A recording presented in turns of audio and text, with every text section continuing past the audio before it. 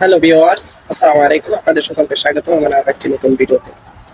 তো এখন আমি আপনাদের সাথে একটি গুরুত্বপূর্ণ বিষয় শেয়ার করতে যাচ্ছি।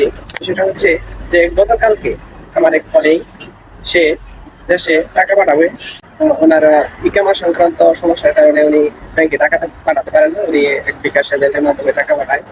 তো গতকালকে উনি সেই বিকাশ এজেন্টের কাছে গেছে যে আমার দেশে কিছু টাকা পাঠানো লাগে।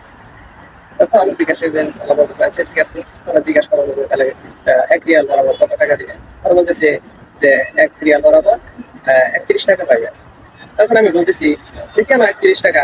আমি তো আজকে টাকা পাঠাইলাম আপনার 31 টাকা 8 পয়সা, আমি আমার ওই ব্যাংকের মাধ্যমে পাঠাইছি তাই পাইছি।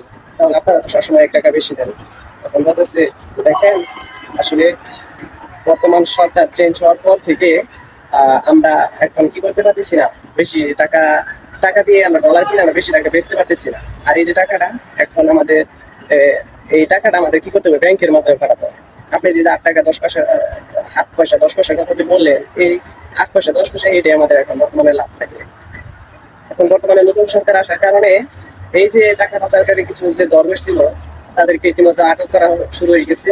যার কারণে এখন দেশ থেকে কোনো টাকা পয়সা পাচার হচ্ছে না, এবং তারা কি করতে পারতেছে না যে টাকা ডলার কিনে সেগুলো বেশি দামে তারা কিনতে পারতেছে না। এই ডলারগুলো বেশি দামে তারা কিনতে পারতেছে না ব্যাংক রেটের চাই।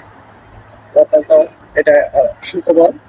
এখন আমাদের বর্তমান বাংলাদেশের পরিস্থিতি যে অবস্থা চলতেছে, এই ধারাবাহিকতা যদি অব্যাহত থাকে আর যদি টাকা পাচার রোধ হয়, তাহলে অতি সত্বর কি হয়ে যাবে আমাদের এই বাংলাদেশের অর্থনীতি অতি সত্তর খুব একটা ভালো একটা সিচুয়েশনে আমাদের আশা করবো। তো বর্তমান সরকারকে অনেক অনেক শুভকামনা।